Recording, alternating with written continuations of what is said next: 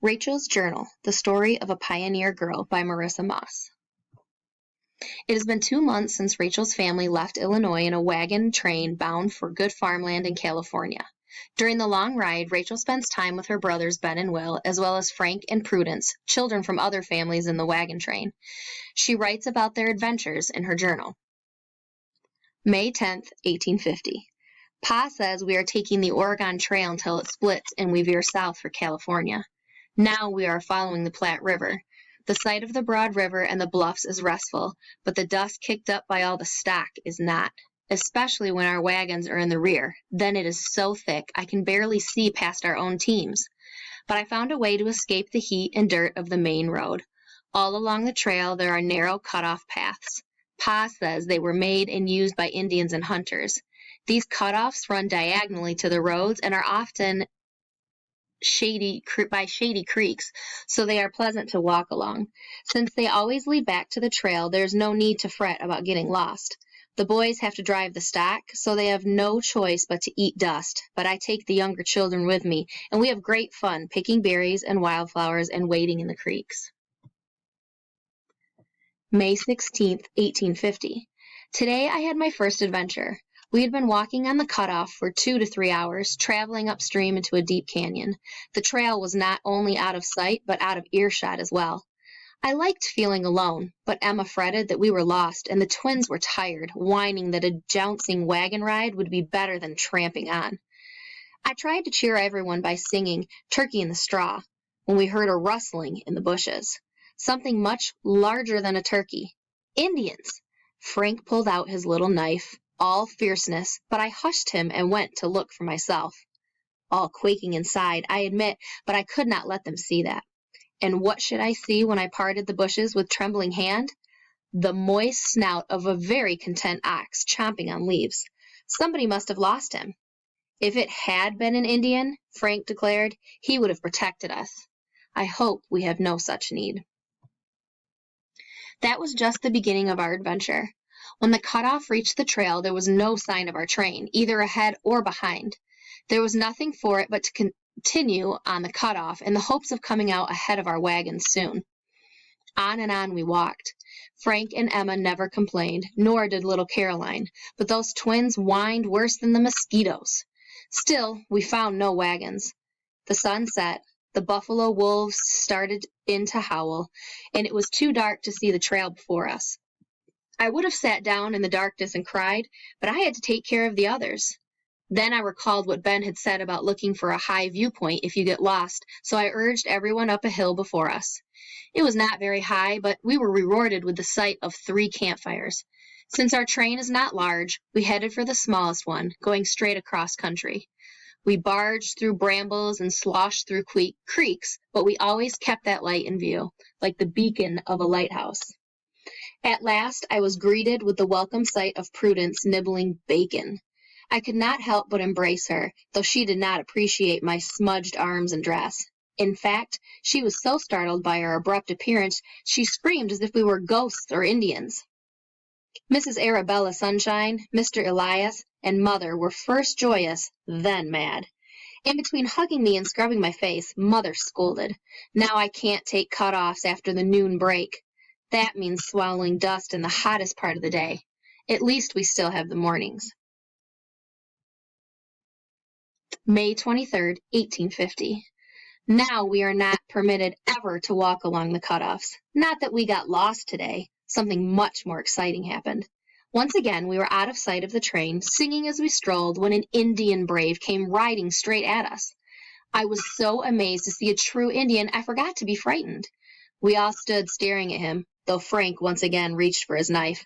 I hissed at him to leave it be. No sense asking for trouble. The twins hid behind my skirt, and the others huddled around me when the brave rode up to us and leapt off his pony. You could have heard a pin drop. He stepped toward me and said something, then held his hand straight out. I did not know what else to do but shake it, so I did. And that was exactly what he wanted. He offered his hand to each child. Even Frank shook it, grinning so broadly his mouth looked like he had swallowed an ear of corn. The brave knew some English, and he clearly thought we were lost. He asked if I knew where our wagon was. I nodded yes. Satisfied that we were not in trouble, he got back on his pony, waved goodbye, and rode off. It was all over in 2 shakes of a lamb's tail. After all the horrible stories we had heard about Indians, we had a story of our own to tell, and a pretty funny one at that. Only somehow, when the adults heard of our meeting, they were not amused. Instead, they lectured us on all the awful things that might have happened, and so the cutoffs are forbidden from now on. My shoes are so caked with mud, they are more mud pie than footwear. It's hard keeping this journal dry. I do my best. May 30th, 1850. It has rained for days, which has the benefit of keeping down the dust, but the disadvantage of turning the trail into an enormous puddle. Despite our cover claiming to be watertight, everything is soaked through. The Platte is swollen and wide. I am relieved we do not have to ford it. Pa says we will reach the government ferry tomorrow. Sunbonnets are definitely not meant for rain, unless you find a sopping curtain before your face desirable. I do not. June 7th, 1850.